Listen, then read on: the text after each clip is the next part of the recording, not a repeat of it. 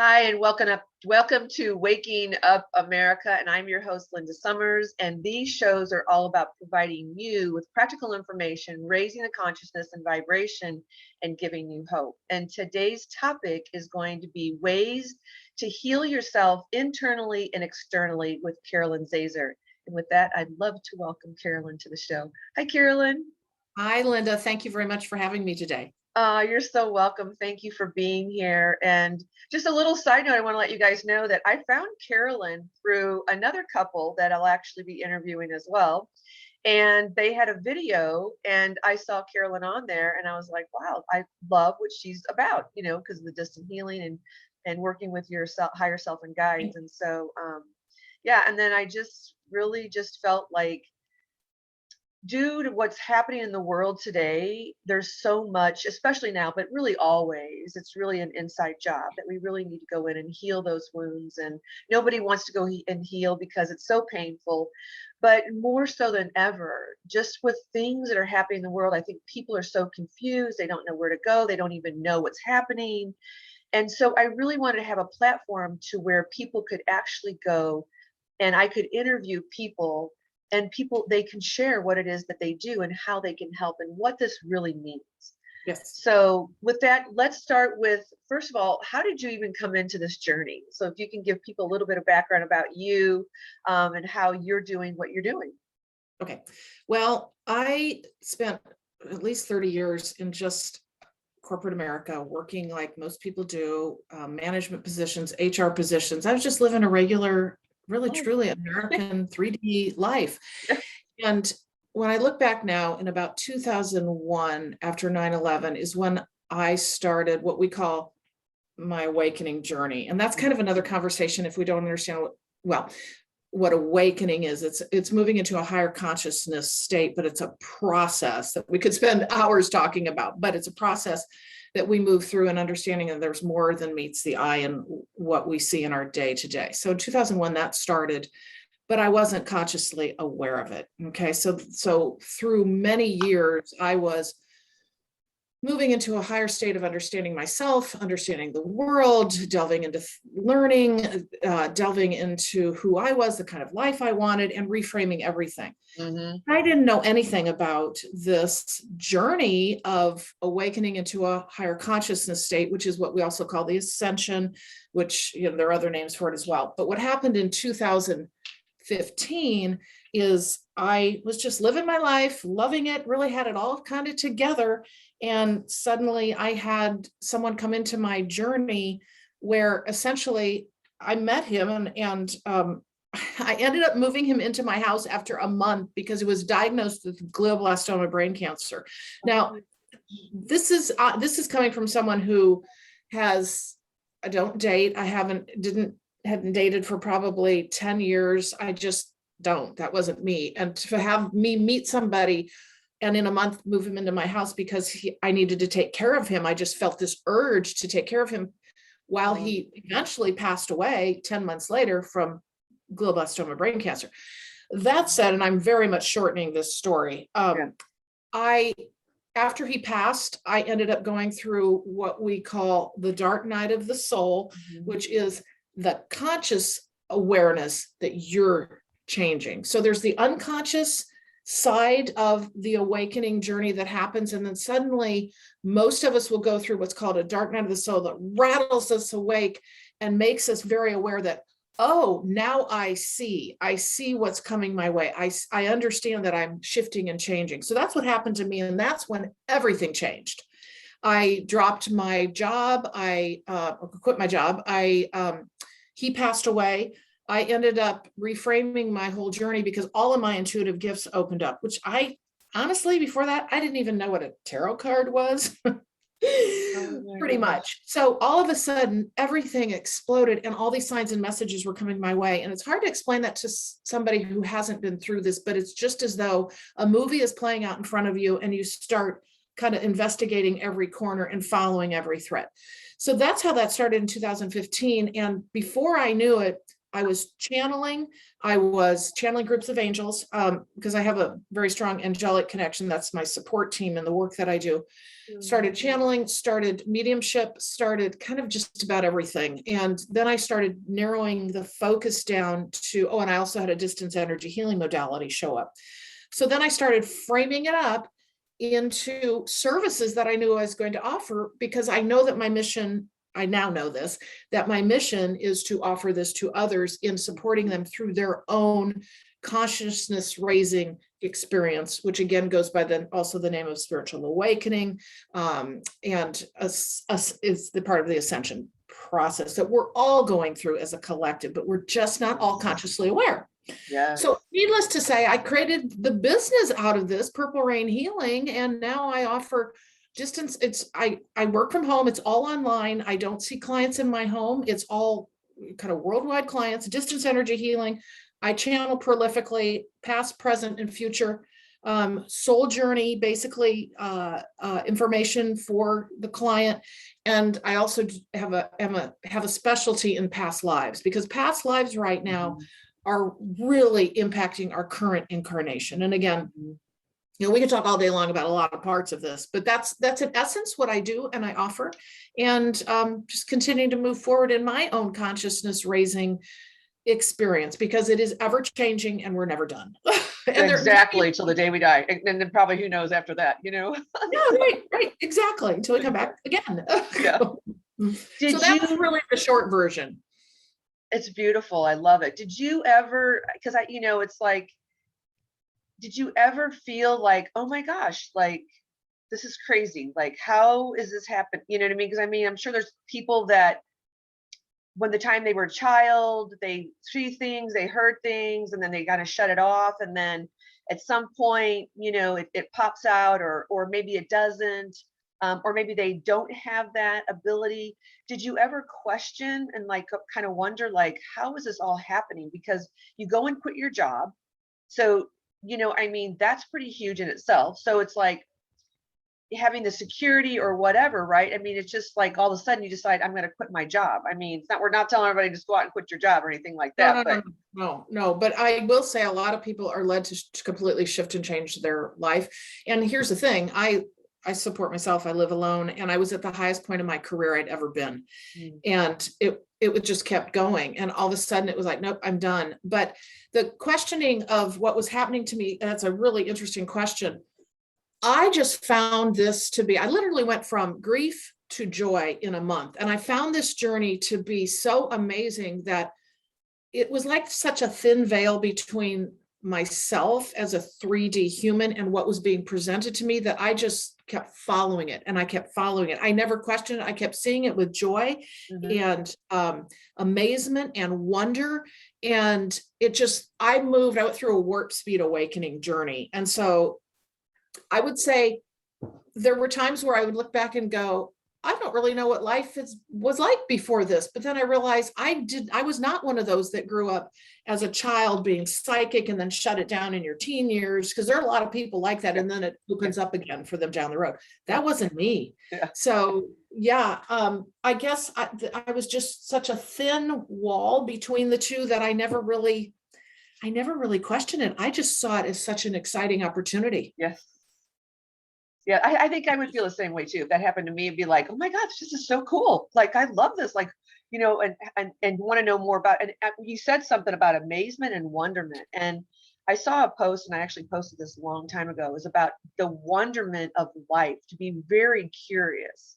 Yes. So such a great place to be. So I want to backtrack a little bit, because you said a couple things about a 3D human. So let's talk about that, because a lot of people that are not awakened don't understand. And of course, in the very earlier of the conversation, you were talking about ascension, and and I think there's a lot of misunderstanding and not really knowing. They think that we're going somewhere, and so there's a lot of misunderstanding about that. But let's talk about the 3D human, because I think a lot of people that are not awake, that who knows who's going to be tuning in, they have the understanding of what does that really mean. Yes. Okay. So, and yes, this can be very, very confusing when we're not understanding that we're more than just this, what I'll just call kind of one-dimensional person that we're looking at in the mirror. If we can start thinking of everything as energetics, and there are different frequencies in how we exist, and that there's opportunities to continue to raise that frequency and that energy, that's kind of where I start from. But when we talk about dimensions, the 3D human is kind of how we live our material world life and what we've been cloistered in all this time. However, this kind of gets into history. We are actually moving into what is a higher frequency, more love-based society, a higher consciousness society, where there's not separation between us. There's not the division. There's not the infighting. There's not two sides to everything, and you have to pick a side.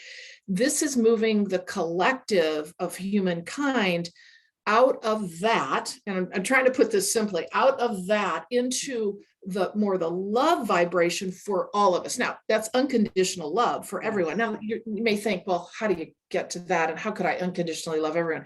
It all starts with us, our own selves individually, and we'll probably get into that. Yes, we are. But so when we talk about moving interdimensionally, there are actually different energetic states for humans to live in, but we have over the eons lowered ourselves into a dimension that is not love-based. Okay. And yeah, we may think, oh, we have a wonderful world, but well, we now see where this separation is starting to occur. And no, it's not another world's going to show up and some of us are going to jump off literally and move on. It's energetics. Okay. So we're shifting our reality. And as we start moving into these higher dimensional frequencies, we're still involved with everyone else. It's just that it's more like you're drifting in and out of the higher dimensions, and you're working in 3D to assist the others that are, I'll just say, kind of stuck in that. So it's a collective effort, and we're not, those who are moving through this journey are really kind of way showers. Everybody's coming eventually, but we're way showers in that this natural process that has happened to us. We're opening up gateways of energy for us to move up dimensionally, to live in ultimately what is a love-based society, a love-based energy, not that duality of you have to pick one side or the other. And we know what happens, when that occurs. Absolutely. Community.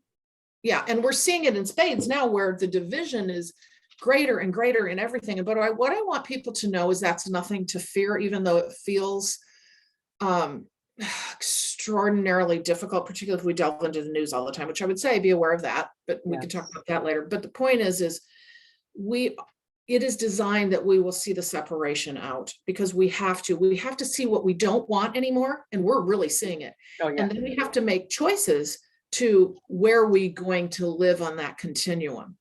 And we do have choices. We have choices to live in that newer, higher vibration. And it comes down to how we treat ourselves, how we grow in our own individual selves, and how we literally day to day with the people we see on the street in our day treat each other. That's where the rubber meets the road.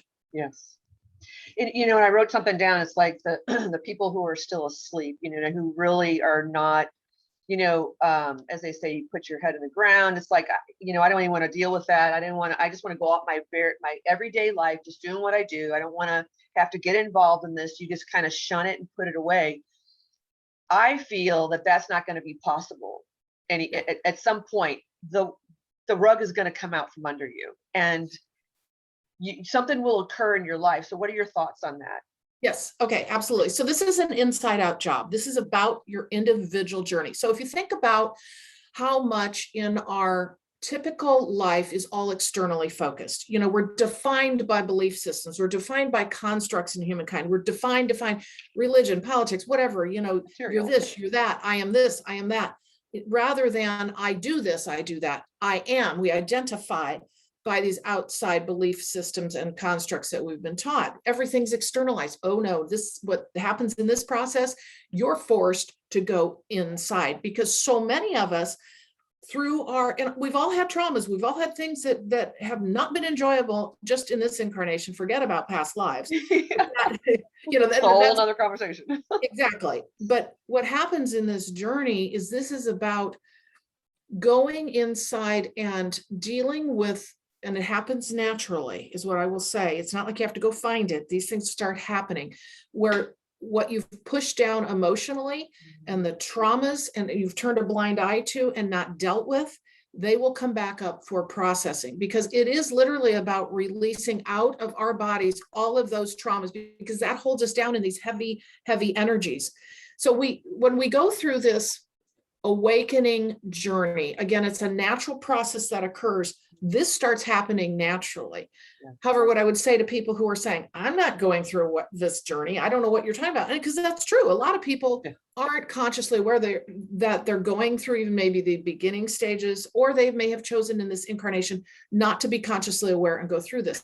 What I would say to them is, if they want to, getting more in tune with yourself and your feelings and expressing out the things that you hold within yourself, or, we can talk all day long about meditation, all the things you can do to bring that about. And I don't think that's where we want to go right now. But the point in that is this is an inside out job where it's a self-growth, self-love, learning to build your self-worth, to know that you're worthy. You're not this sinful, shameful person that things have been done to or that you've done. It's about forgiveness to yourself. It's about self-love, unconditional self-love, which then, as this happens within you, you start growing unconditional love for others, but you also help manifest the kind of new earth and world that you want to see in your life and then collectively. Now that's a lot. That's a big mouthful right there.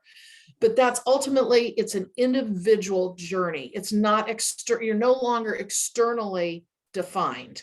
And you start breaking down belief systems. You start breaking down, well, good example is, and you start deciding who you want to be around. So just getting real can I move into the practical parts? Okay. Yeah. So practically speaking, and I'll use my journey as an example, I was led to quit my job. What? I mean, what? I was led to quit my job. It no longer served me. And now I know why it no longer served me. And I could go into all those details. But the point is I was just going down the road of what I thought I was supposed to do. It was ripped away from me. I've been very fortunate in that didn't have a large social set in the first place. So I haven't had to tear down a lot of friendships that just energetically didn't work for me anymore. It doesn't mean they weren't valuable before or that I'm better than them. It's just that the time has come.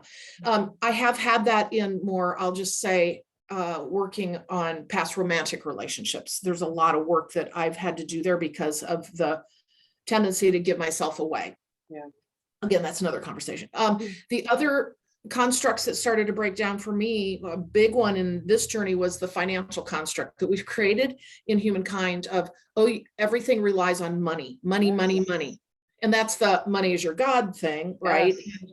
Starting to realize that, wait, that's not true. We've created that within our own selves to be our power. And when you start letting go of that, other things can start happening. So things start breaking down naturally. And then also the other part is self-care. You start realizing, wait, I'm not treating myself very well. Why am I not treating myself very well? And then you start unraveling all the things such as relationships, belief systems, and that goes with like religion's a good one. Yes. Okay. A lot of people, and I'm not saying there's not maybe purpose in religion, but it also can box us in. Yeah, okay. Absolutely.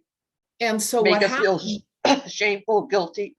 Yes. And that, if you think about the premise primarily, at least in Western faiths, it's you're born a sinner. So you start off in the negative territory, right? So, but that's not the case. Yeah. So the point is reclaiming the trueness of who we are, which is this, honestly, the spark of the divine. Yeah. We are truly worthy of all of this. So again, a self-care journey, it's a self-study journey. It's also the breaking down of all these belief systems and constructs, and it really torn apart of the things in your daily life that you depended on. And some of it can be pretty darn tough. Relationships end lots of times. Divorce, well, in my case, the death of what I would consider a partner for 10 months, torn away from you for you to just really kind of be raw and start looking at rebuilding yourself and reclaiming your rightful place. Mm-hmm. Would you call this, because before the show we were talking about like what it does really mean to heal, because I don't think a lot of people have that understanding of what it really means to heal. Right. So, okay. So I just have to tell you this, when I first heard that, and remember, the thing I want people to know too is I didn't go out online and learn all this. This just starts happening innately to you. Like you Love open that. up to your divinity of just information, and then you realize other people are talking about this too. But the point is when I first heard about healing ourselves, I'm like, well, I don't have any, I'm not on any medication. I don't Mhm. have a physical problem. What are they talking about healing myself? I literally had zero idea, because guess what? We don't think of healing that way. We don't think of healing as traumas we've housed inside, emotions we haven't processed, forgiveness to ourselves, blaming ourselves, past lives. That's a whole nother thing, and we'll just stick to this incarnation, but past lives is a whole other thing. Yeah. Healing the traumas we've housed inside. Another part of that is like the voice, not being able to have voiced yourself or be all you can be, or been able to speak clearly to someone who's harmed you. It's all of that. So Yeah. And something that you said, I want to kind of comment on understanding the traumas. And I can speak for myself in this situation of going through different things that I've gone through. And of course, I'm still in the learning process. I had a session with you and it was amazing. You know what I and mean? Just to understand, like, even in my past life, how I brought that situation, one of those situations, into this lifetime. And, where I'm at physically, right? It really kind of is interesting. But I know, so kind of people, and I want you to elaborate on it too, but I know for myself, when I went into this journey over 30 plus years ago, and I'm still on the journey, still uncovering things, because like you said, it's like we're purging, we're bringing all that stuff up. And I'm like, oh my gosh, I thought I was over that. Like I thought I was done with that. And right. how I realized when I was done with it is when it shows up, something shows up similar to that, or that shows up, that I'm neutral to it. But I Yes. had to come from the understanding that, oh, like this person, how they were raised, or how their experiences, how they happened, what happened in their life, and how they filtered it, right? I had to have that understanding. And once I understood that that's that inner child, or that's that person dealing with something, that it's easier to direct it at me, but it wasn't necessarily me, right? But the trauma happened to me, right? Because they didn't know, but they didn't know. And once I understood that, I could then have compassion for that person because I had the understanding. So I'd like for you to elaborate on that and really kind of, give your thoughts on that, because I think that is important that we, when these, due to traumas, because a lot of the traumas, you're like, I don't want to look at that. Maybe you were raped, Yes. you know what I mean? And Yes. you don't Yes. want to look at that aspect. You're like, that's a can of worms that I don't want to open up, because then I have to feel all those feelings all over again. Yes, exactly. And in some cases, what I would say is it's not necessarily about having to go back and, say, for instance, sit and meditate and go Yeah. through the experience again, like bring the whole experience up again. Yeah. The pieces that haven't been processed, they will start coming up naturally, particularly as you're going through this journey. And others are often a reflection of that. So everybody that we meet each day is a reflection of, especially when we get triggered. I mean, primarily when we get triggered from other people, instead of doing the thing of, which we do a lot of, finger pointing, like, look what they did to me, look what they did to me. Turn it around and say, wait a minute, why did they trigger me? Why am I being triggered? What trauma in me? What unprocessed emotion? What unprocessed situation am I still dealing with when somebody like does that to me, like they just did, triggers me into this response? Yeah. That's what we aren't good at doing. Okay. We're good at pointing fingers and saying, oh, look what they just did to me, and I don't want to see that person anymore, rather than turning it around and then being able to use it as a self-study mechanism. Yeah. And to your point, you brought up a fabulous point, is they're going through the same thing. They have their own reasons for the way they treated us. So, it's this big cycle. So if we can start not blaming them, but turn it around, and that's tough, Yeah. turn it around and go, wait, because I've done a ton of this work in this last year of going, wow, wait, that triggered me. Where does that Yeah. come from in me? And honestly, it does help to have other, maybe one or two friends to talk through these things with. Yes. and to be able to uncover it, because lots of times we have a tendency as individuals to just ignore that stuff and just move on in our day, because of course we're moving too fast in our day as it is, and we don't have time for self-reflection, because guess what? We don't want to have self-reflection. Exactly. In many cases. Yeah. But this is the core of this journey of being able to uncover and ultimately, well, let me back up. Ultimately, what this will do, uncovering this and feeling this and letting it go, it frees you to live the life you've always wanted to live. And you end up feeling like a completely different individual. And so those traumas that are housed within us often are triggered by somebody else coming into our journey, but it's what we do with it that matters, and whether we choose to do anything. So that's just kind of touching a bit on that, I would Exactly. say. Now, do you feel that too? And I know this is part of my belief as well, is that we chose those people to come into our life Yep.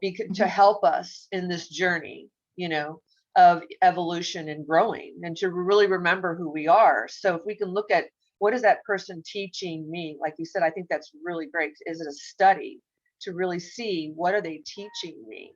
Yes, exactly. And I agree with you that, we come in with soul families, soul groups. We actually do, and this gets into another area. We really do plan our incarnations, and those who particularly that are major influences in our life, we can look back, and again, positive or negative. Very often the ones who are the most difficult in our journey are our greatest teachers. Yes. If we can just understand that and go, oh, wait a minute, what were they teaching me? I'm going to give one example from my journey, if I can. Yes. Is I was in a relationship that was incredibly difficult, and I really ended up giving myself away in the relationship. Fortunately, ended by circumstances beyond our control, but it was meant to happen. But the point is it kept, over the last 15 years, it kept popping back in, and he kept popping back in on occasion. And I kept thinking, why can't this just energetically be done? Well, finally, in this last year, come to find out that I realized I was finally aware enough to know that I was dealing with a severe narcissist, okay? And that I had repeated that pattern. I didn't know that. I didn't know anything. But all these pieces came together for me to understand, oh my gosh, this doesn't serve me. This didn't serve me. These were the issues behind this, and to keep me aware of that for the future and what that taught me in that whole process. In addition to what I think we should know is he also brought me many incredible experiences that served me too. So we're there for a purpose, and it's not always just, oh, it was a negative experience, but it's what did they teach me? And then also, what were those really nuggets of gold that I know I met that person for? So, they always talk about my team, my spirit team who I channel. They talk about this life being the upside down. So we're taught, I don't know if you remember Stranger Things. It was a show on, I think, Netflix, but I delved into it a little bit. Now I know why, because they used it as a metaphor for this world. It's the upside down. Things that we think aren't necessarily what they are. There are, in my example of, if we just look at somebody who treated us badly and we see it as them just being bad, well, we've missed the lesson and we've missed learning. Important. Yeah, important to note for sure. So again, we're doing this whole conversation because we want to be able to help people have the understanding of ways to be able to heal themselves. So we know that it sounds like what you're saying is the benefit of going in and doing and recognizing when things come up, right? I mean, like you said, you don't have to go into meditation and go in all that, but when things start to surface, be able to look at this as, I thought I was over this, or, oh, wow, where did this come from? To take a look at that. Yes. And the best, sorry. What I was going to say is one of the best ways to notice when things need to be dealt with is through what emotion you're feeling. If you have great emotion one way or the other, typically, if you're angry, if you're sad, if you're depressed over that situation, something's up there. That's a really good way because we are meant to live in a peaceful, joyful state. I don't mean ecstatic either, because that's a whole other thing too, but it's in this gentle flow of enjoyment through the course of our day. But our emotions and our feelings are our best way for us to measure what's going on. Yes. But we don't listen to that very often. And as we go through this journey, we start realizing, wait a minute, I have all my answers here. My body is telling me how I'm feeling, and it will speak to us. So it's a learned process to start really listening to yourself. The body is a great messenger. It is, absolutely. And you're right. The emotions are everything, everything. And they will tell you so much. There was something I was going to say about the, I think when we, and I heard this a long time, like years ago earlier in my journey, is that your inner world is a reflection, or your outside world is a reflection of the inner world. So how you see the outside world, because for me, it's like I see and I am aware of what is happening, but I am not allowing it internally to get upset. I recognize it. I'm like, oh my gosh, like I pray about it, or I'm like sending love to it or something like that. So because we can get so caught up in what's happening in the outside world. So what do you have for the listeners with that? Like, how can we maintain, I mean, we know it goes back into ourselves, going back into ourselves, but any suggestions you have for that?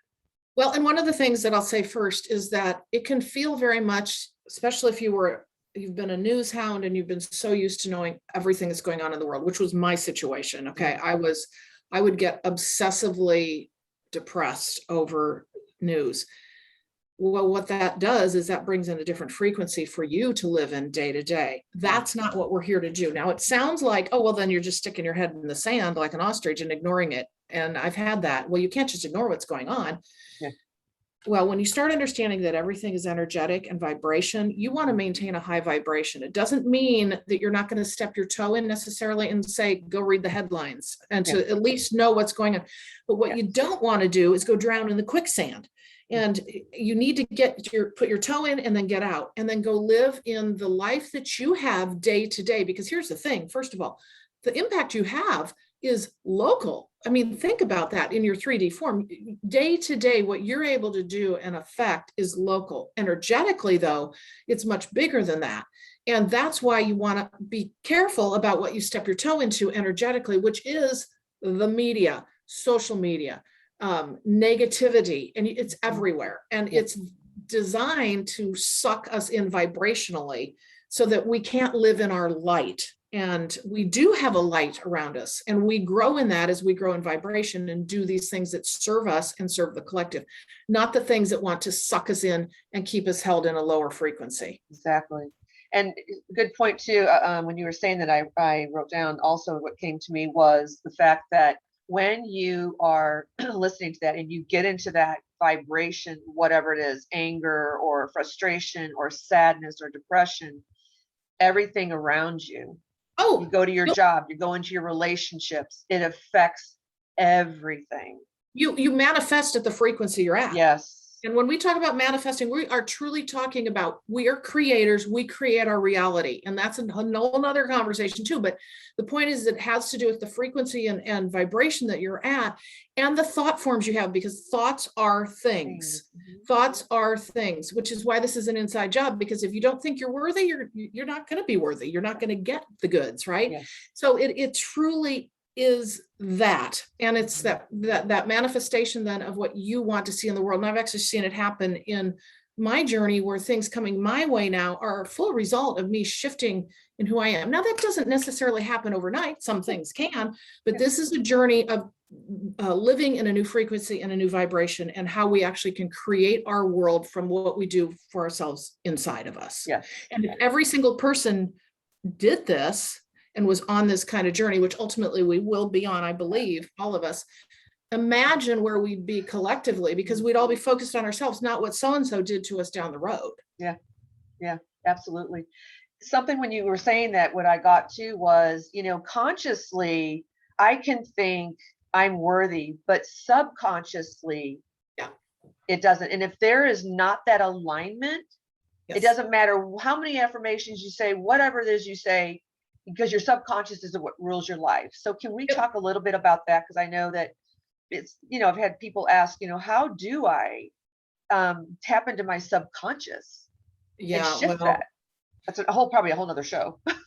it probably is. Yeah. You really can't fake it, I don't think. I mean, I think that ultimately okay, so what's there is going to actually show up at some point. I do believe we can have confidence and we can have self-esteem, but there's things in us we have not necessarily dealt with that can then take us to a higher level of that. Okay. So I think people who, well, and I'll use an example, I guess, just of myself. I have always felt confident and good self-esteem. My confidence is probably higher than my self-esteem was, but it was both at a good level. What I didn't realize is that it could get higher because of the stuff I hadn't dealt with, that were kind of little things that would start coming back to me through the course of this journey for me. Now, I have to tell you, mine are all a result of having gone through the awakening journey and opened up to what I need to deal with, because it's just in my face. Before that, I wasn't aware. I honestly wasn't aware. So, things that people can do to actually, well, it kind of goes back to some of the things that we talked about earlier, looking at what actually triggers you, why it triggers you, doing those exercises and really doing the unveiling. Now, the other thing I would say, this gets into understanding past lives. The fact that we have past lives that influence our current incarnation is huge. And those can cause us to react in a way in our current incarnation that's similar to the past life. So there's a whole conversation around clearing past lives, understanding those past lives that are affecting your current incarnation, and then clearing those out. That's actually work that I do for people. But point is that can affect us as well. So getting, if you're having situations in your life that keep repeating over and over again, or you're having physical situations repeating over and over again, something's causing that. All right. Some kind of energetic or cellular memory that's causing that can actually be gotten to through, a wide variety of practitioners. And then delving into that. But again, it's through things like energy healing, Reiki, channeled information. It's really more your metaphysical side of of healing, I would say. Right. So well, that's a great segue to lead into my next question is what do you do that can help? I mean, I know that I had the distance healing and I had the channeling with my guides and higher self. So what is it that you do that you can let people know that, this is what I do? You mentioned a few things, so they have an idea of what you do. Okay. So a few of my services, well, the primary services are channeling information for the past lives, present situation, and future potential. Okay. So what we do is I put together the full soul journey for you, much of which is past life oriented to help you understand what's currently going on in your life. Once the mind, body, and let me back up. When the mind, body, and soul all understand it together, a gateway of energy opens up for true healing. Because here's the thing, what I've been told is the body carries in the DNA cellular memory of everything ever happened to that soul. All right. So the body reflects a lot of illnesses and injuries and problems that we don't understand. And part of that has to do with past lives. However, the soul is all knowing, understands everything, but it's the human mind, that mind, body, soul, when the human mind can come together and understand, those past lives, that's when mind, body, soul can work together and gateways of energy open up for true healing. Okay. And true healing of that past life. And I've actually seen it with my clients, past life healing that will then change their current life journey. So what I do is I kind of do a full soul journey, but point is I bring in a lot of past lives that are affecting their current incarnation. Future information is a future potential that we see that's highly energetic right now. We also have free will that we can shift and change. But so with that, I offer past life, what I call readings, channeled information. And then I do that either through documents that people can then read. They're at least 8 to 10 pages long, or you can have them like you and I are sitting right here and have the conversation where I just channel information through. I also offer distance energy healing coupled with that, but I channel in everything I do. So I also offer spiritual awakening mentoring and guidance sessions one-on-one that are very similar. We just basically get on the phone and we do this conversation of what's going on in their journey. And then I unfold information for them. And we also Oh, give I them love that. information to move forward with, and tips and tricks. And because most of my clients, I would say probably 80% are very aware that they're going through the spiritual awakening journey. So if someone is not going through the journey and they just want a channel document, which I have a lot of those folks, Yeah.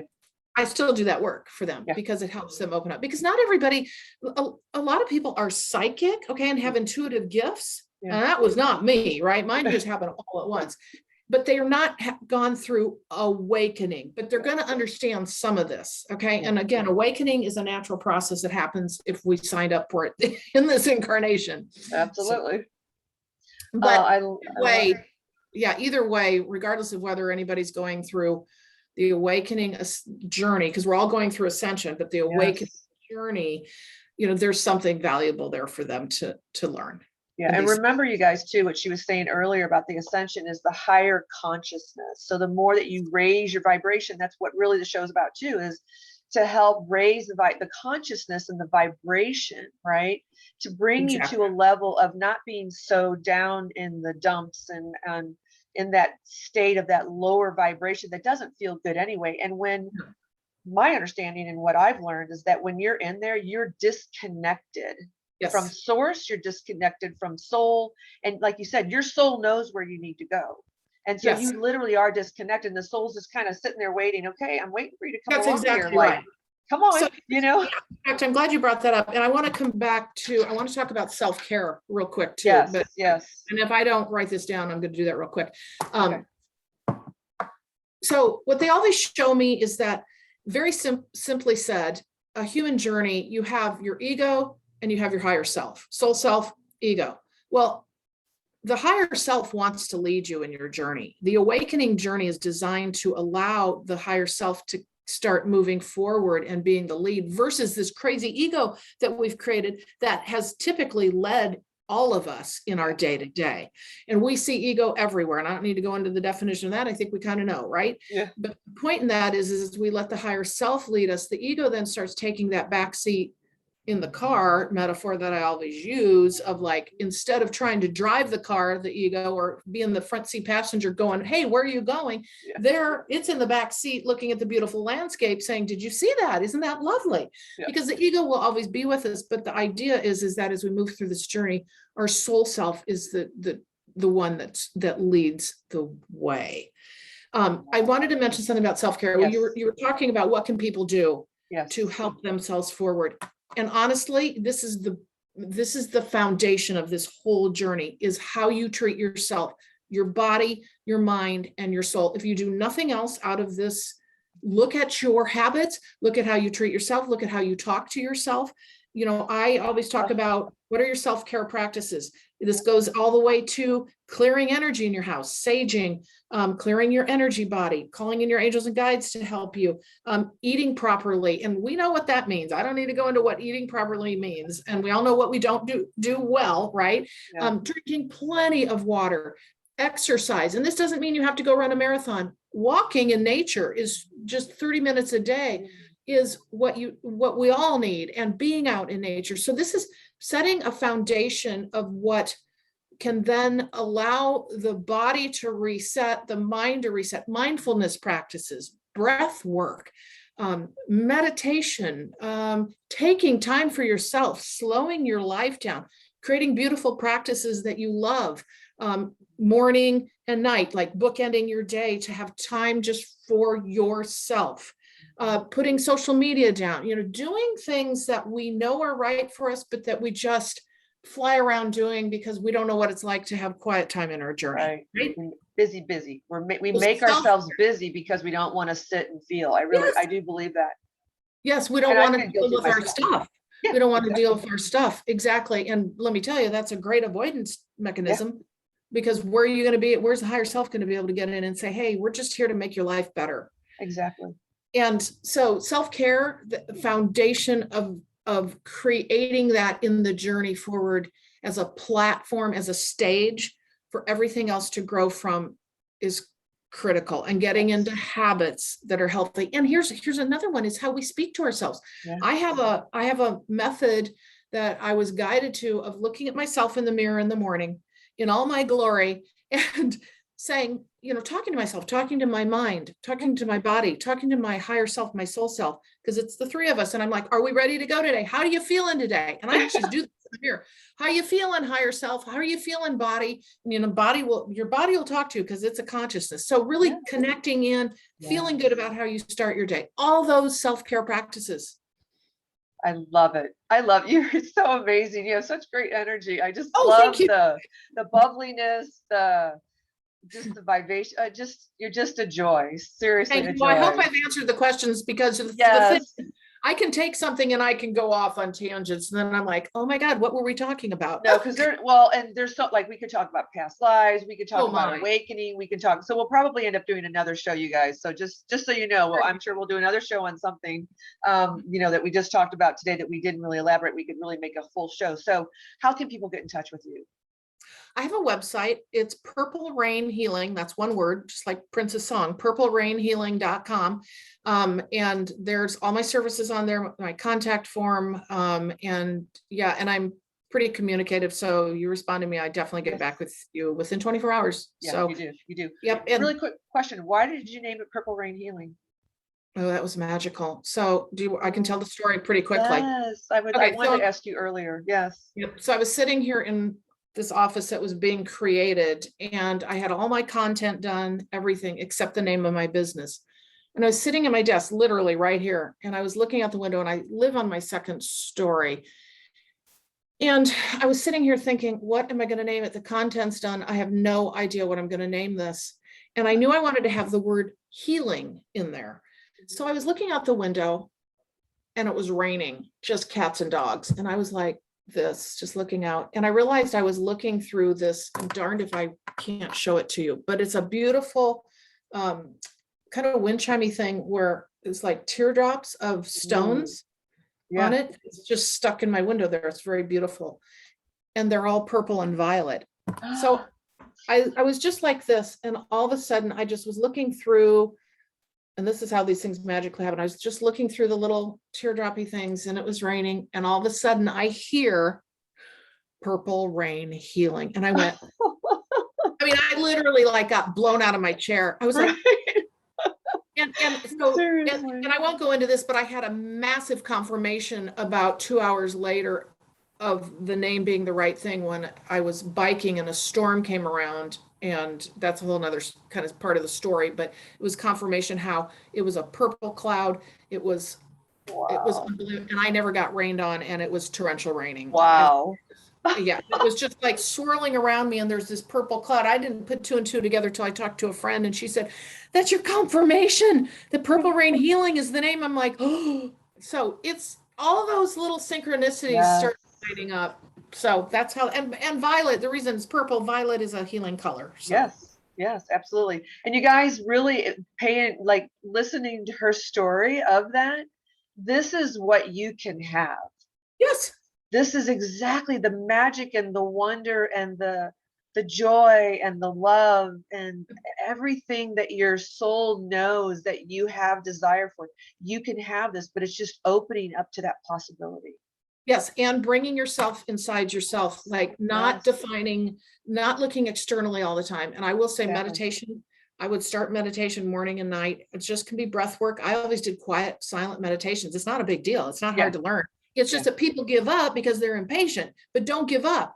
And you just try it for a few minutes in the morning, and then you do it at night. And it's like brushing your teeth. You just don't, you always brush your teeth. So you're going to do it twice a day. And then before you know it, you start getting settled into this new connecting point, I would say. So we can all do this. It's just whether we choose to actually follow that journey. We can all do this. One last question. So out of everything, and I know this is probably going to be really hard, it usually is for everybody. What is one thing, one gem that you can give to the audience that has really helped you on your journey? Wow, one gem.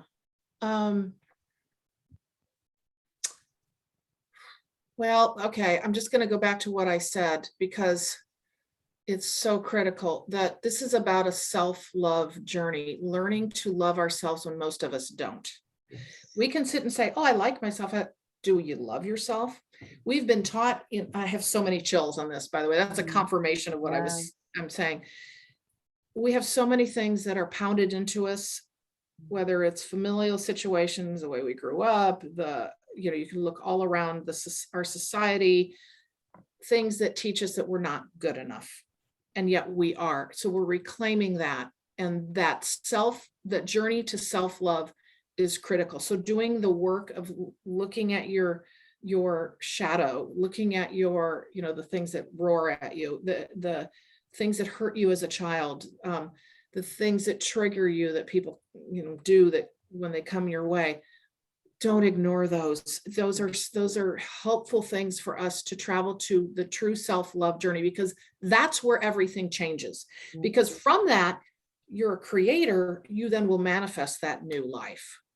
And when we individually manifest that beautiful new life we want, guess what? The rest of the world around us changes too. Absolutely. We're part of the collective. Whatever we do, that affects the collective. Awesome. Exactly. Carolyn, I can't thank you enough. Honestly, thank you so much for being here. It was such a pleasure. You're And so I look welcome. forward to doing another show. Really, I think it'd be really fun and just really Absolutely. giving more information. So thank you again so much for being here. I really You are appreciate so it. welcome. Thank you, Linda. You're welcome. And thank you everybody for tuning in today. And don't forget to comment, like, and subscribe, and you'll be notified of the next show that we end up doing. So thanks again for everybody being here. We love you, and we'll see you real soon. Thanks. Bye.